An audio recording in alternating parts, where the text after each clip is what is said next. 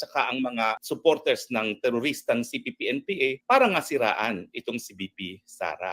At siyempre po, malinaw na malinaw po yan, hindi naman papakakaila, politika po yan. Mukhang talagang merong ambisyon po ang ating speaker sa 2028. Ganitong kaaga ay sinisira na ang ating Vice President. Pero Narinig, meron na. Ulitin natin, syempre. Ganito kaaga, attorney?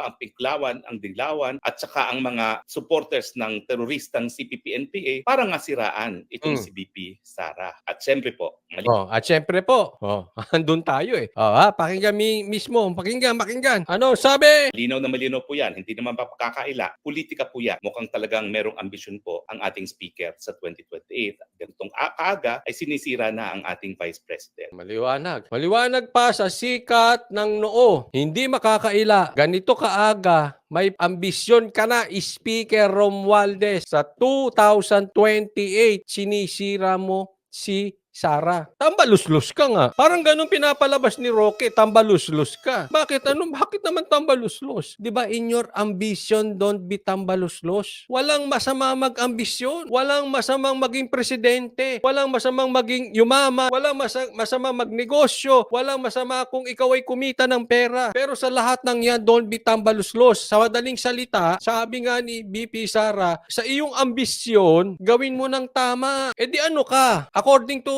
Roque, pasimplihin natin, hindi niya dinerecho. Pero ikaw, speaker, tambaluslos ka. Bakit? Sinisira mo si Sara. Dahil may ambisyon ka sa 2028, di galing sa kampo nyo. From the red corner, ang bumanat sa'yo. Di ba? Ibig sabihin nun, Coach, masama ba mag-ambisyon sa 2028? Hindi. Ang masama, sinisira mo si Sara. Ipakita mo yung tikas mo. Hindi para ka manira. Para kang yung mga vlogger na walang utak. Yung vlogger sa gigilid.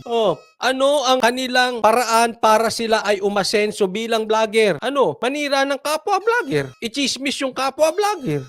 Instead na nagpo-focus doon sa kanilang galing, sa kanilang argumento, komentaryo at pagsaliksik ng mga balita. Nakafocus sila sa paninira sa kapwa vlogger. Ganyan po ang ginagawa mo, tambaluslos. Walang masama mag-ambisyon. Kung pwede nga ako lang kumakbo sa 2028, kaya lang wala akong bilyon. Kung pwede lang tumakbo sa 2028, okay na. Kaya lang, hindi ko sisiraan si Sara. Tambaluslos ka nga. Sa ambisyon mo, ang paraan mo, manira. Para kang yung mga alin. Gusto ko marinig sa inyo. Para kayong mga bulok na vlogger. Gagawing content ang kapwa vlogger. Di ba? Gusto mong umangat ng paninira sa kapwa vlogger. Mag-research ka, ting.